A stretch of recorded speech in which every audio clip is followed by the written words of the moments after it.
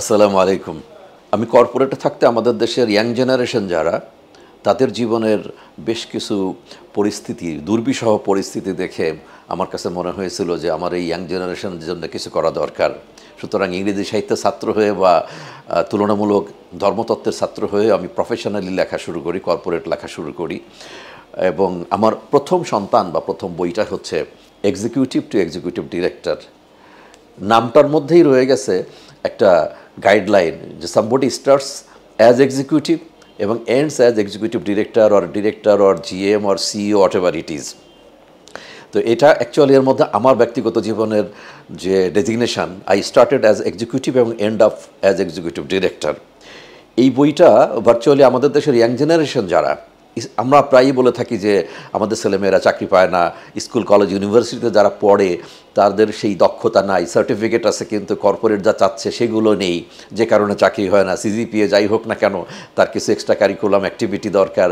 তো আমার এই বইটা সেভাবে জীবনের লক্ষ্য অর্জন থেকে শুরু করে কীভাবে পরিকল্পনা করবে, কিভাবে কাজ করবে, কিভাবে ব্যক্তিগত চরিত্র ডেভেলপ করবে, কিভাবে ডিসিপ্লিন আসবে, কিভাবে প্ল্যানিং আসবে, স্টেপ বাই স্টেপ আমি 12 মাসের জন্য 12টা টপিকস এবং 365 দিনের জন্য 365টা লেখা আছে এর মধ্যে, যে কারণে কেরিয়ার ডেভেলপমেন্টের জন্য 365টা আমল, এভাবে বইটা আমি লিখেছি। কারণ এই বইটা আমি যদি একটা পেজ দেখাই, জানুয়ারির 25-26, এই 25-এর জন্য এই লেখাটা, 26-এ এই লেখাটা, লেখাগুলো অনেক বড় না, বাট এই বইটা পড়ার নিয়মটা হচ্ছে প্রতিদিনের লেখাটা পড়তে হবে, বুঝতে হবে এবং সেই অনুযায়ী নিজে কাজে নামতে হবে। এটা কিন্তু উপন্যাস না। সুতরাং এই বইটা যদি আজকে আমরা 10 তারিখে শুরু করি, আগামী বছর ফেব্রুয়ারি 10 তারিখে শেষ হবে, আবার শুরু করতে হবে। কারণ এরকম 2-3টা বছর যদি এই বইটা হাতের কাছে রেখে পড়ে আত্মস্থ করে এবং নিজেকে ডেভেলপ করা যায়, কারণ একটা ট্রান্সফরমেশন হতে অনেক সময় লাগে। হুট করে একদিনে কুন ফায়াকুন বললে এটা হবে না। সো এই বইটা ভার্চুয়ালি লেখা হচ্ছে স্কুল কলেজ ইউনিভার্সিটিতে যারা ব্যবসা করবে, চাকরি করবে বা যে কোনো ইন্ডাস্ট্রিতে জীবনে উপরে উঠতে চায়, অ্যাচিভ করতে চায়, সফল হতে চায়, তাদের জন্য বইটা লেখা। অ্যাট দ্য সেম টাইম তাদের পিছনে যে বাবা মা আমরা যারা আছি, এ বইটা শুধু তাদের জন্য না, বাবা মাদের জন্য। কারণ বাবা মারাও জানবে সন্তানকে কিভাবে তৈরি করতে হবে। অ্যান্ড কর্পোরেটে যারা চাকরি করতেছেন, সেলস মার্কেটিং থেকে শুরু করে, প্রোডাকশন থেকে শুরু করে টিল সাপ্লাই চেইন পর্যন্ত, সবাই কিন্তু কেরিয়ার ডেভেলপ করতে চায়। এই বইটা কিন্তু তাদের সবার জন্য, 365 দিনের জন্য 365টা লেখা। এবং এই বইটা নতুন করে অনেক কিছু ভুল ত্রুটি ছিল, সংশোধন ছিল, পরিবর্ধন আছে, সমস্ত কিছু করে মেটিকুলাসলি আমি ডেভেলপ করেছি সেখান থেকে। Second I could also write a book on literature or comparative religion. না, আমাদের দেশে একটা বড় আলোচনা ছিল বিদেশি সিইওরা প্রচুর টাকা নিয়ে যাচ্ছে দেশ থেকে, বাট আমাদের দেশের ছেলেমেয়েরা কেউ সিইও হতে পারে না। কেন?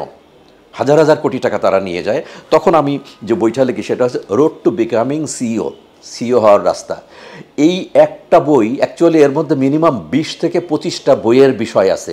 ছোট্ট করে কিন্তু আমি সমস্ত ধারণা দিয়েছি।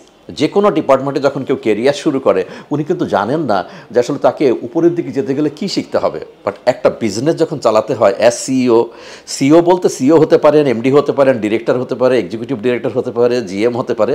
আমাদের দেশের প্রেক্ষাপটে এক একটা কোম্পানিতে টপে যিনি থাকেন উনি ব্যবসাটাকে পরিচালনা করেন। তো আমরা সিইও নাম দিয়ে বলছি কথাটা, যে ওনাকে কিন্তু আলটিমেটলি জানতে হবে বটম লাইন, বিজনেসটা জানতে হবে, প্রফিট জানতে হবে।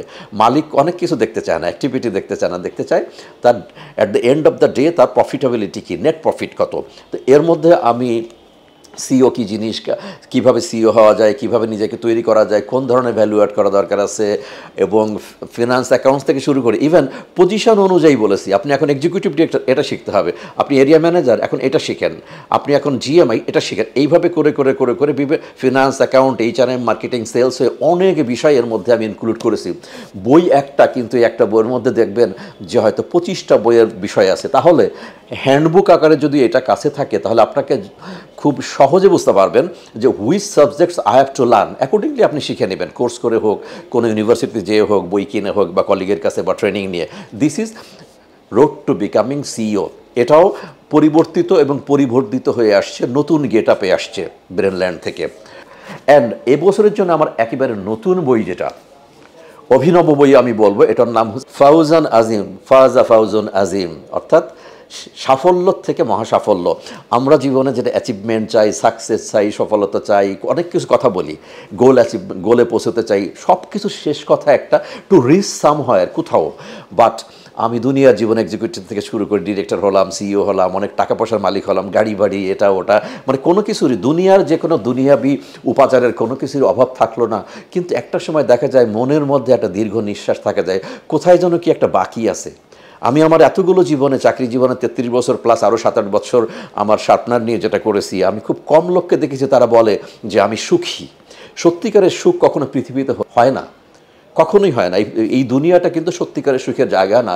দুনিয়ার সাথে কিন্তু আখেরা বলে একটা শব্দ আছে, আখেরাত বা পরকাল।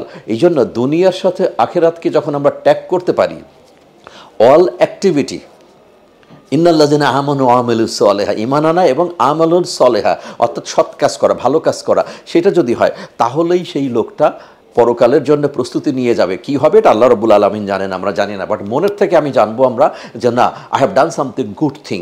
তো শুধুমাত্র মসজিদ মন্দির গির্জায় বসে থাকা বড় কথা না, কিন্তু 24 ঘন্টা আমার প্রত্যেকটা অ্যাক্টিভিটির মধ্যে আল্লাহর হকের পাশাপাশি বান্দার হক, তারপরে বিভিন্ন মাখলুকের হক, তারপরে আমার রিজিকটাকে হালাল করে নেওয়া, সব অনেক কাজ আছে। এই বইটার 3টা অংশ আছে। প্রথম অংশ ব্যক্তিগত বা পারিবারিক জীবনের আমার কাজগুলো কিভাবে করা উচিত, কিভাবে নিজেকে তৈরি করা উচিত, so that I can be successful. Number 2তে চলে আসছে পেশা জীবন, অর্থাৎ আমি চাকরি ব্যবসা থেকে শুরু করে উদ্যোক্তা হয়ে যা কিছু করি না কেন, সেইটা করতে গেলে কি কি স্টেপ নেওয়া উচিত। 3 নম্বর চলে আসে আখিরা, অর্থাৎ সেখানে হচ্ছে আধ্যাত্মিক জীবন, পরকালীন জীবনকে মাথায় রেখে আমার কাজগুলো এভাবে করলে, যেমন আমরা খাই মুসলমানরা, খাবার সময় যখন খাচ্ছি তখন কিন্তু ইবলিস এবং তার সাঙ্গপাঙ্গদের আমার সঙ্গে খাওয়ার সুযোগ আছে। বাট ওয়েনেভার আমি শুরু করতেছি বিসমিল্লাহির রহমানির রহিম, তখনই আর আমারই খাবার, এখানে ইবলিসের আর কোনো খাবার নেই। তো আমার প্রতিটা কাজ, শুধু নামাজ রোজা হজ যাকাত না, দান সাদকা না, প্রতিটা কাজ যদি যেভাবে আমরা আলোচনা করতেছি এই বইটার মধ্যে সেভাবে করি, তাহলে এটা দুনিয়ার কাজ এবং আখিরাতের কাজ, তাহলেই ফাউজান আজিম হবে, অর্থাৎ মহা সাফল্য হবে। বইটার নাম এই জন্যই রেখেছে ফাউজান আজিম। আই বিলিভ যে এই বইটা আমাদের কর্পোরেটে যারা আছেন, স্টুডেন্ট যারা আছেন, তারপরে গার্জিয়ান যারা আছেন, শিক্ষিত যারা আছেন, আই বিলিভ যে সব্বার জন্যে, কারণ এই বইটা ব্যক্তিগত জীবন, সামাজিক পারিবারিক জীবন যেটা, প্লাস তার পেশা জীবন, অ্যান্ড ফাইনালি আধ্যাত্মিক জীবনের জন্য কাজ করব।